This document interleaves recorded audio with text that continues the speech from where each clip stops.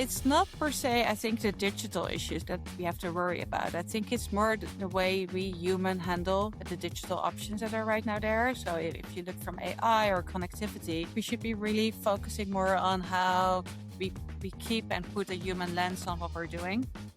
If you look at it, we haven't really built the skills and habits yet as human to deal with whatever we are technically able to build. So it's kind of like we're learning along the ride, which can be very harmful or very dangerous for some people. I think that's very crucial to remember for everybody.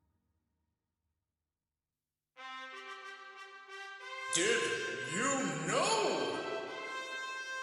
Did you know how many children receive a phone for the first time every year worldwide? Stay tuned to the end of this episode to hear the answer to that.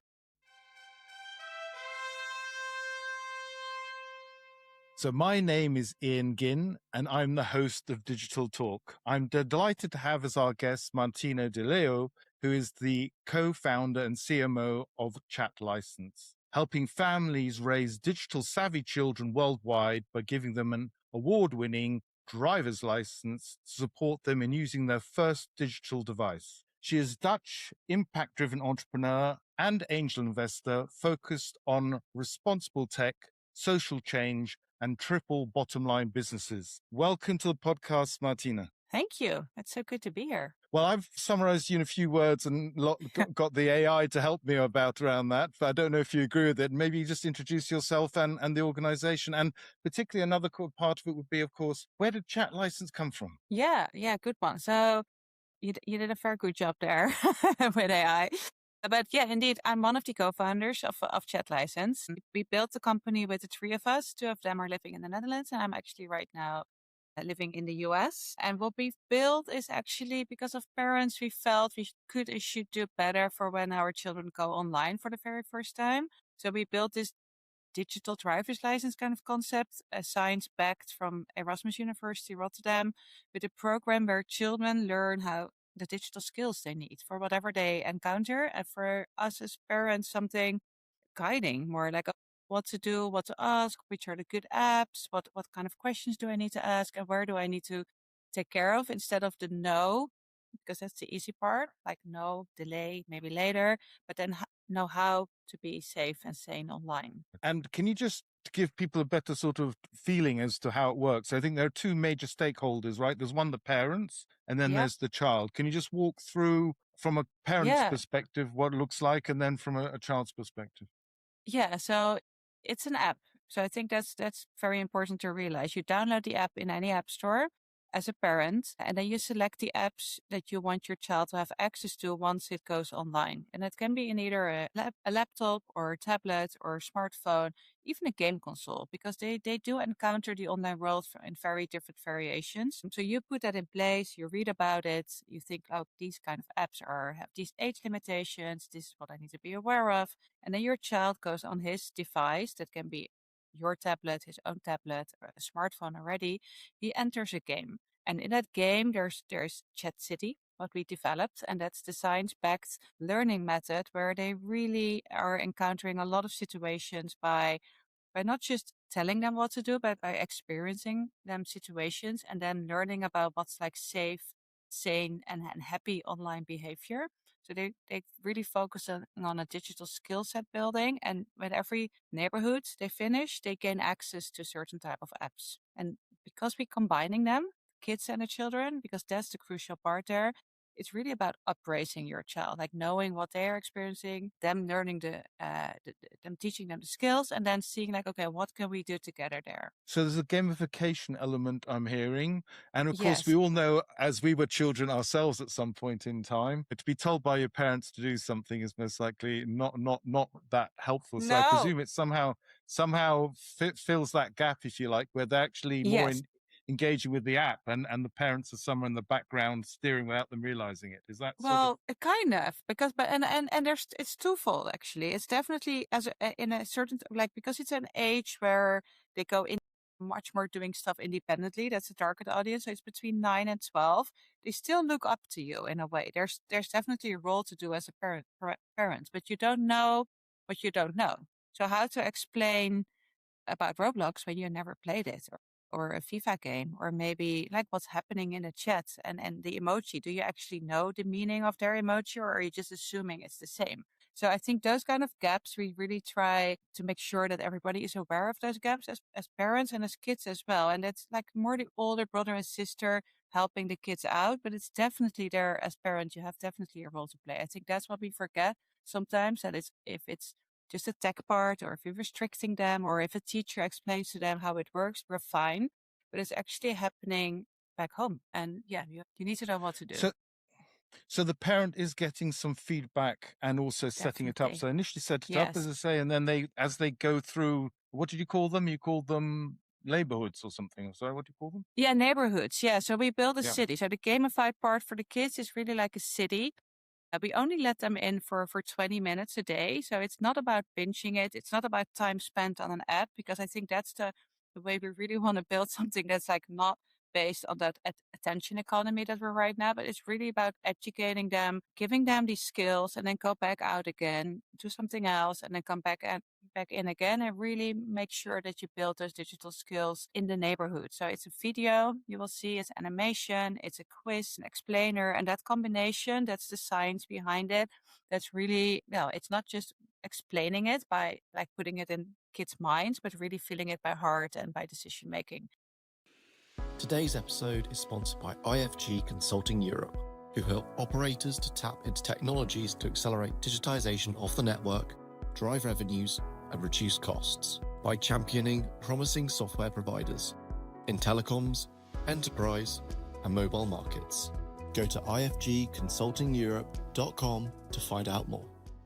And so what impact do you hope this will have on behaviors or society? Yeah, so that's what we already know a bit. So that's the good part of it. So because it's an app, but we didn't make an app for making an app, right? We really want to make sure that we have some behavioral change, that like if there's phishing happening, what's actually helping these kids nowadays to make sure that they don't click on a certain type of link. So what we see is we made it science backed, but with family, and then we test it again, we put it back in science, and we see like, okay, what's actually happening there between those kids between 9 and 12-year-old, and we see that the testing, because that's the traditional way of checking it, is like on average, kids who didn't do chat license, they score a 6.2.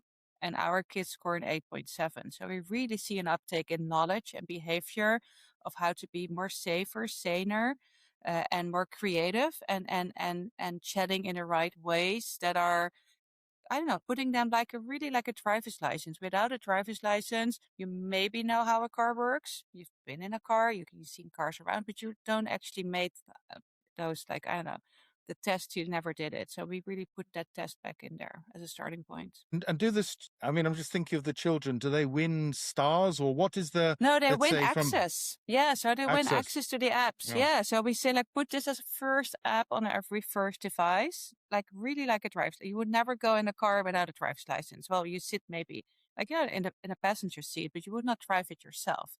This is like really an access point, a new standard of how kids are going in the online world. Because if we never tell them how to do it, how would they know? They just look around and they see people in their phones, and they see people walking on the streets, and we expect them not to do it, and they just want to belong. At this age, they just, if everybody's playing outside, then they will go outside. If everybody's on gaming, they will game. And I think that's kind of like a balance there.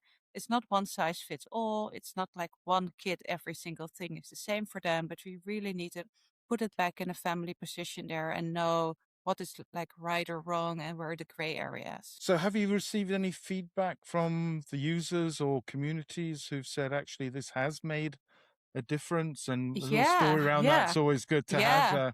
Well, they're over 25,000 users we have so far already, and because we're really, so I think from a user perspective, we see especially parents that they're really happy with like the relieved kind of grip they have, like because they don't know there's such a wild, like, I don't know, the clickbait that you read about, and TikTok challenges that can go wrong, and maybe gaming that's not okay. So they really feel like how to make sure that my kid is safe online is the number one parent trap. So we see feedback that they really are happy with the guidance we give them. We are really helping them setting it up right for their kids. And for the kids, I think that the best compliment we can get is that they're actually doing it.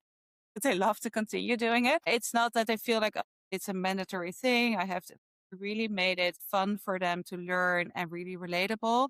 And that they feel, I think the most responses like, I wasn't aware that, I would say, like, for instance, photo sharing. It's quite common that you just like, oh, click, and in a DM, and you send a meme, and that they're much more aware of the consequences of something because they're doing it in the app, and then you see this person in the app saying like, I actually felt a little bit sad by you sharing this photo of me in the group chat. So, and then they realize, oh, it's actually maybe not okay if I do that, or how to do better there.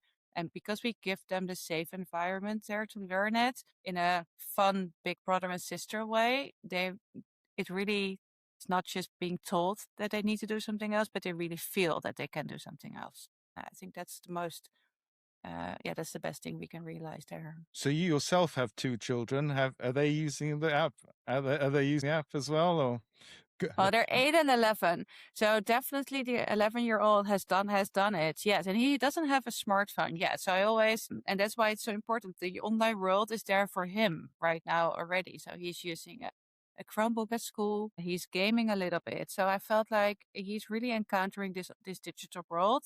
And obviously he has his mom always talking about it. So he kind of like, I know he's the guinea pig there that I'm not sure he's very happy about, but he's definitely aware of what's happening, and I think it's already. I always said from the start, if we can just do this and impact people, like really real people, that's the change we want to make. And everywhere we go, the stories are very personal. So it's really, I think the most question I get the most is like, okay, what is a good age for a smartphone? And then, oh, did you ever heard about this kind of trend? And then they wonder what they need to do about it. And I think that's us talking about it as parents, getting it out of the taboo and talking with our children about like, oh, I'm not giving you a phone yet, or not, maybe no to social media because this A, B, and C. And then talking about, oh, actually, I do want to know more about your FIFA game. Tell me, did you score? Did you win with your team? Those kind of questions we never asked. We always say like, oh, put it away. There's a lot of negative connotation of online uses for children. And I think we need to turn that around in order to be able to help our kids. Besides the fact that there need to be changes made by legislation and app builders, right? Because that's definitely something we need to do as well. But what we can do at home is having those conversations with our kids about the online world, which is for them the same as offline, right? So there's they never had an offline world like we had. Right. But I think it's really interesting what I just said. And again, when I sit here as the host, I'm sort of thinking, and you always give food for thought. And the thing that crosses my mind is you're absolutely right, is that you've got a tool now which both the parent and the child can interact with each other, and it's a process, and they can share experiences around it, and it's not a just off or on thing. And it's like, as you say, a almost learning together and experience together. There's a very good chance that the child might say, look, this is really good. And the parents goes, well, I'm not even sure. I might want you to say FIFA game, oh, there's something I'm learning as well. But the child then feels comfortable sharing it back to the parent. And it's not always just like, say, digitally on or off. That's a very good one of the point most, you make. like with FIFA, for example, like there's like different times that you can play. Like a game can be like 2 minutes, 4 minutes, 10 minutes. You have to know that. And if you feel like, oh, stop right now because we're going to have dinner and you need to stop playing, and he's doing a multiplayer game with his friends, and he's winning, and you would say like, no, dinner time right now, and you never communicate. And I think there's definitely, so there's, and I think that's like the fun thing about it. Like, but the layers that there are, like, oh, like we always say when they go out, don't talk to a stranger, don't take candy from a stranger. Somehow we never explain that to them when they go online, right? So we feel like, oh, you know how it works. We've seen you swiping from, oh, it's so cool. A young child is swiping. He can already do that. But the tech part, they might know better than you. But like the real human interactions that are happening there, or the implications, kids are simply not able to oversee that. So you cannot expect them. So we need to put some guardrails in there by changing the apps that they have access to by the age. Yes, but still, if they're 16, we still need to explain to them like, oh, this is maybe a good thing, or be aware of this, or a password looks like, like yeah, if we never tell I them, how would understand. they No, I know? like it. Yeah, Yeah, it gives you yeah, a way of doing that. But moving on to a point. I yeah, mean, the app sounds really interesting, and it seems, and partially we know each other through the GSMA Glomo Awards, also which you've been. But you also seem to have been successful in also in winning a number of awards actually. And how are you finding? Does that give you exposure as well that allows you to sort of take this to the next level? yeah, definitely. Yes. So I think the moment we started, we felt we were onto something, because it's tackling the root cause of, like, really from the starting point from online, because people were aware of that, like, maybe the online world is not safe and healthy for kids, but like, what are the things you can do? And by winning the Singularity and Sync Award in Silicon Valley last year, by really getting the industry saying, like, oh, this is really something good, you need to continue building this, it's a global thing, and the way you localize it is really helpful for well-being of youth and children. That's really a recognition that's for us important, because we make it together, right? We really, the way it's built, it's really with I always say it's a village. It takes a village to raise a child. So it's really all those pinpoints, and awards are helping in a way to get exposure and to connect with new people around the world that are helping us making this product better, and making it available for all, because that's what we want. We want to make sure that it's not just for the happy few, but it's, like, really available for everybody. Yeah. You said that the app, I think, originated from the Netherlands, and I noticed there are the cities, schools, and I guess you're trying to roll it out various channels. How are you finding that, and where are you finding traction? Yeah, so we have a few verticals there. And I think it's a moment when kids go online, which is a little bit differentiated per family and per country. So, and when we started it, there was no age yet set for it. I think from with the last 2 years, there definitely has been some legislation in place where they say, like, this is a good age suggestion for a smartphone, or this is a good age for social media. And we're really following those, and we're working together with different companies and cities to make sure that it gets to the population at the right time when it's suited for the company. So telco companies, when they go online with a smartphone, there's a subscription needed, and there are family packages. So we bundle with those family packages to make sure that they not just get the connectivity, because that's perfect, but that's actually their, like, again, the driver license to know how to deal with the connectivity that you get when you get a smartphone, because then we see the usage of children, or them being online, is going exponential the moment they have their own device that they can bring along. But also before, already we see kids going on tablets, on game consoles from a younger age. And the moment it becomes independently, that on average, it's like our kids are 11-year-old when they use the app, but it can be a little bit younger depending on the country. It can be a little bit older depending on the parents. But we made a program that's suitable for them to really encounter any first moment with City of Amsterdam, The Hague, Rotterdam, but also KPN and Telenet in Belgium. We're now expanding to Spain, having me being here in the US, having conversations in the US and Canada. So yeah, we're going places, we're saying. So just to understand the role of the cities and the schools, this Yeah. is educational, implementing it Yes. somehow in that, embedding that, whereas the relationship with the telcos is, as you say, as they inherit or be first mobile device, let's say. Yeah. Is that the right sort of Yeah. understanding? Yeah. So for it depends, but in the Netherlands, there are a few cities that really take care of digital citizenship of their population. So they say, like, okay, from a moment they go into middle school, then that's the age where they are allowed to have a smartphone. We want to make sure that every child in our city, every family at that age has access to our educational program. Which is really good because it makes sure you get everywhere in a city. And schools are their communication channel. So because in the Netherlands it's public schools mostly, so they just make sure that they can communicate to the parents that the city makes this available for them.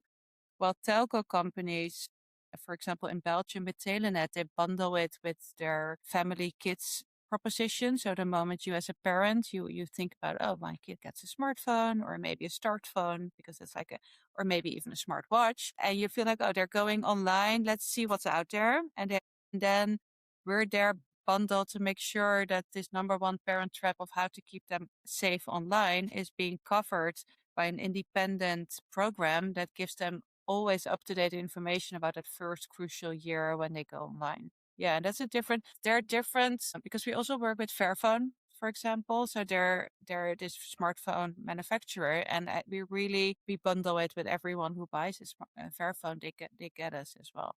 So it's really it's so good to have these partners there that you feel like, okay, how to reach families and make sure that it's available. Yeah. Because we don't do data, so it's no data sharing, no advertisement. I think that's so it's a social enterprise way of working. But we don't it doesn't go anywhere, and I think that's a very good realization for parents as well. The moment an app is free, you're the product. So, and that's something we maybe don't want anymore, right? Because if you feel like, oh, where's the data of my kid going? Where's my data going? Maybe better to pay it in a different way. I totally agree. And from the product managers of the telcos, any feedback from them about how it's going, and do they, is it valued by them as operators?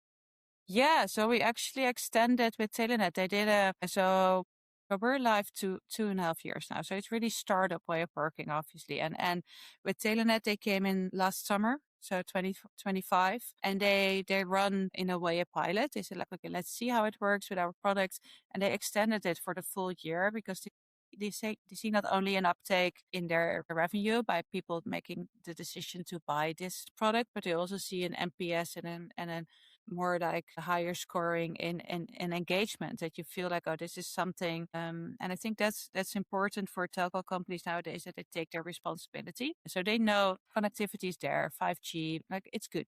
We know it's there. Pricing is the same. So how to differentiate and to make sure that you're also like playing a role in having a balanced life for this generation, which you gave access to the online world. They take their responsibility in a way that's a win-win for all. Yeah, it's really good. Yeah. And so how important do you see as telco as a channel going forward? And putting you on the spot a little bit is, if a telco is listening to this podcast, what is your pitch to them as to why they should work with you? Yeah, so they're definitely an important part because, as said, like the moment a smartphone enters a kid's life, the online usage is growing exponentially. They are a key differentiator we can be a key differentiator for them in entering a family's life. And I think the moment you think about it, that you're giving connectivity to this target audience, you sometimes see bundling in with a Netflix or a Spotify, but we select, let's bundle it with chat license from the very key moment. It gives you competitive advantage, and it also gives you a realization that you're really using tech for good. Yeah, that's true. And I think it's also, as they say, you're not just providing connectivity, but you're giving caring connectivity. Well, it's and I think that's it's a different perspective in different countries, but I think a lot of telcos are moving into that. Like we've just been to Mobile World again, right? You see a lot of telcos moving into that space where they see like it's not just restricting, because the default for people when something is happening in the world, we say like, oh, let's not do it, right? So let's restrict access for kids, or let's ban the social media, or let's ban a smartphone. And I think, well, that is in place for a bit. You still have people, they will go online one way or another, one time and another. And then still, if you don't change what's happening, if you're not changing legislation, or if you're not changing any apps, you still have to educate how to deal with what's happening online. You cannot control the whole world. So the only thing you can control is by taking care of by education. And I think we kind of forget that we have a whole online world to educate our children. We're teaching them about everything else except for what's happening online. And that it's getting more and more integrated in school programs, but it's on multiple levels. And we really bring that level at a home situation there. Do you get any skeptics at all about it working? And what do you say to them? Well, there's always, I think when you build something new, which we are building, it's a whole new space. It's never been there. So when you build something new, I think at first when we started it, people didn't see us at actually that there was something happening.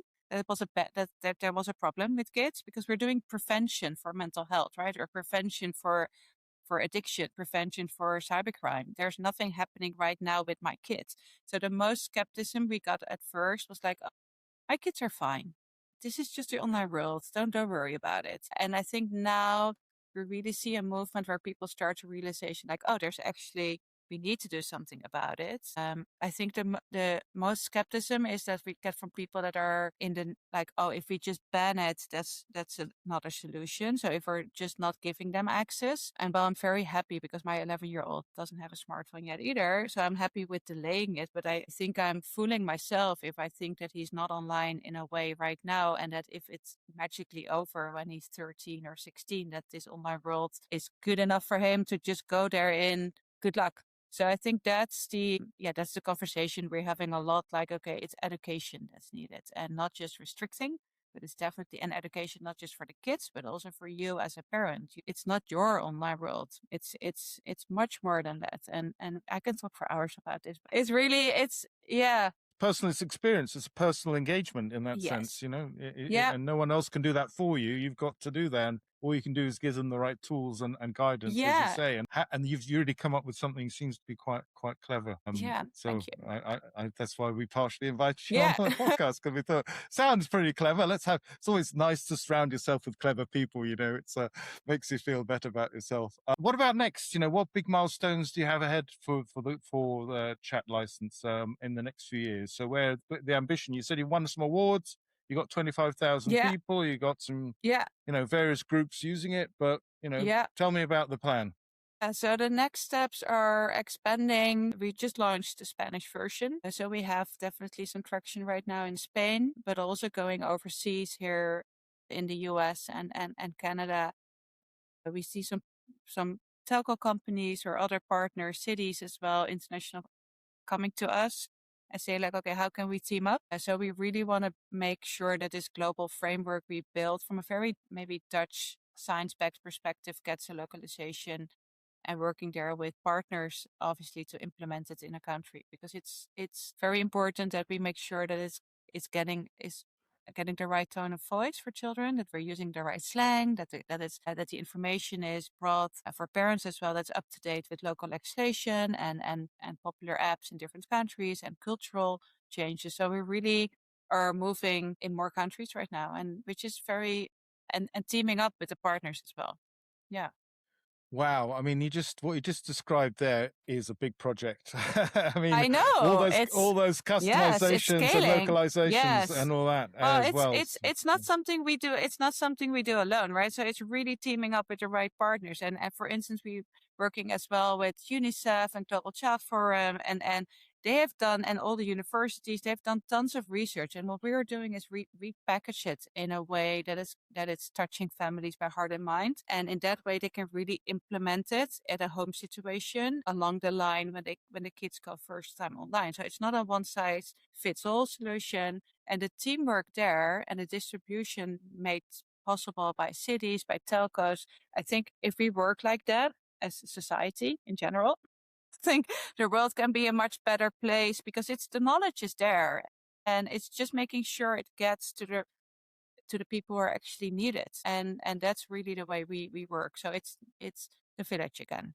The village is really making this happening. When we started the podcast and early on, you were indicating it is sort of science-driven, science-based. Does this methodology, and I'm going to use the word intentionally and in a loose way as well, there's a methodology about how you, let's say, influence and change behaviors as well. Could that also be used for other circumstances that you're trying to achieve? So at the moment, you've aimed at children to start school, but I'm thinking of there may be other social groups where also there could be a particular, so it's a different application, but it's using the same methodology. Is that something that's ever crossed your minds or desks? Because I like to be creative on the spot. Yeah, I like, well, it's the media empowerment model. So it's really about media empowerment targeted for this age group. But I must say, we got a lot of requests as well for making it longer into teens or even golden age, because it's like a lifelong learning in a way, and it's definitely what's happening online. So I don't see it maybe in a wider array of topics, but more in a lifelong type of guide that's there for you, because like the preteens are maybe the easy part there. But there are also a social group which I'm aware of is the older people who also are sort of on digital, but they don't really know how to use it. And obviously, it wouldn't be a neighborhood or whatever that you'd be doing, but maybe there is a guidance aspect to that, so that, for example, I've got a mother-in-law, and I've talked to her before on the podcast as well. And say she does really well, but that engagement that you were talking about earlier on between someone that's using it and then having a conversation with someone else, that could be on multiple, it could be parent-child, it could also be child-parent or the other edge of the scale. So just something to think about. I know you've got enough to do. No, but I think it definitely, and I think that's why it's in the end connection between people and bridging them, what's really helping out to others, and it can be even peers, right? It doesn't have to be like a golden age or a younger child. It's even like you see that the mental health and digital well-being is something that's very relatable, I think, for everyone. And I think they're just realizing it's okay to say I need help, and knowing where to go, and knowing like, oh, it's okay. And knowing as well that the world out there is maybe not okay, and that we have to change that, and that apps needs to be changed by default, that privacy by design may be something we all should encounter. I think that's something I really want to invite everyone to think about when they're building something, like who are we targeting, and who benefits out of this product, and is it really tech for good, or is it just, I don't know, something we're making here in an attention economy that's really not helping out. I think that's definitely It seems though you're having some fun and you're enjoying it and you're passionate about it. So what do you actually feel you're getting out of being involved with this project? Well, it's my own company, right? So we own it, but I think the fact that we're building something is helping people. And I think that's the golden thread in my work that I've done before as well, like really making sure that the impact part is people driven the moment you start sharing information, and that you can really nudge or help someone by just, I don't know, being there for them, or sharing a light on something. For me, that's really empowering to do that, and connecting people. I have been living all over the world, so I really feel like it's such a good thing to be connected with people by connectivity, but then just doing it for good. Yeah, that's great. So given your international experience and also your various business interests, other than this great project you're working on, is there another sort of pressing issue, digital society issue, which we think the world needs to address? Well, it's not per se, I think, the digital issues that we have to worry about. I think it's more the way we human handle the digital options that are right now there. So if you look from AI or connectivity, I think we should be really focusing more on how we keep and put a human lens on what we're doing. Okay. Can you elaborate a little bit more? As an example? No, just as an example as to what well, I think we haven't. So if you look at it, we haven't really built the skills and habits yet as human to deal with whatever we are technically able to build. So it's kind of like we're learning along the ride, which can be very harmful or very dangerous for some people. And I think if you look at, like, I don't know, for example, the nudity apps that are developed, I'm very happy that in Europe right now that they just put it to a stop right now, because it's not really helping anyone that these apps are out there. So I think the moment we start realizing, like, what are we actually building, and for who and why, we have to keep the human touch in there. And because the digital or the AI possibilities, they're there. But the way we're here to decide what to do with that. And I think that's very crucial to remember for everybody. Okay. As you say, it's not because we can doesn't mean we have to, right? As well, right? And also what I understood from what you just said was it's not questions we can. We're not necessarily sure what we can. I mean, we're doing it and then working out later on whether it's, anyway, it's an interesting point. And I think you're right. We're still quite early on in our, as humans, still trying to get to grips. And I think brings on me nicely to the next question. So as we know, your children, who I guess are part of the Generation Alpha, are growing in a world where AI is given. So if people want to become entrepreneurs and get involved with AI for good, what would your advice be how they can learn and get into that space? It's an interesting question. Well, I think it's if they want to be entrepreneurs right now, and I think AI is just part of their lives as internet is part of our lives, right? So it's just there. It's just a way of using it.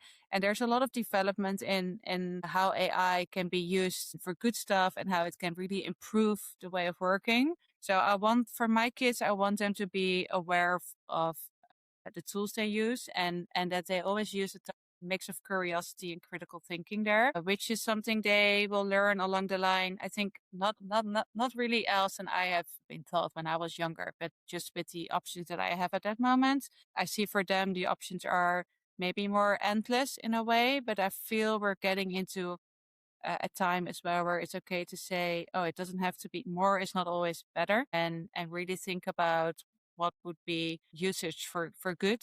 I think that's a really golden thread in the way I raise my kids, and I hope society thinks as well. They're like, okay, what are you doing and why are you doing it, and who are you helping there, and is it really something that's only making profit, or is there also a people and planet element in there? Good. No, it's all that sound advice. I think people could do well to follow that. So one of the things we like to do as a podcast is also do some good, and we want to give you the opportunity to give a shout out. Is there anyone deserves a shout out, or any project deserves a shout out that you'd like to give? Yeah, so I think the shout out here is for me to Fairphone. I think that's it's a Dutch company as well. So I give a little bit of orange love there to a company that, same way of thinking about connectivity, but doing it in a better way. They're making better phones.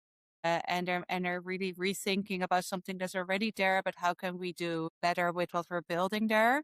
Thinking about the future, and we're teaming up for that reason as well, to make sure that whenever you go online, it's not just with a better phone, but it's also with a better behavior. And I think that's really they're really making waves, and yeah. Fantastic. So you're now part of the Digital Talk family, and it's been a real pleasure to have you on the podcast, Martina, and learn about how chat licenses make a difference to how new entrants to the digital world are giving a framework to be able to engage and navigate the digital world safely and responsibly. Thank you so much it was a pleasure to be here. It's great to have you as our guest, and look forward to hearing updates in the future. We'll keep you informed. Did you know? So, Martina, what is the answer to the question we asked at the beginning of the podcast? Every year, 150 million kids go online for the very first time. Wow, impressive. Thank you very much for that fact. If you've enjoyed today's episode, don't forget to rate us and subscribe, and feel free to follow us on LinkedIn. And if you have comments or ideas for future episodes, please send us an email. Thanks for being part of the Digitel Talk community and for listening. Stay tuned.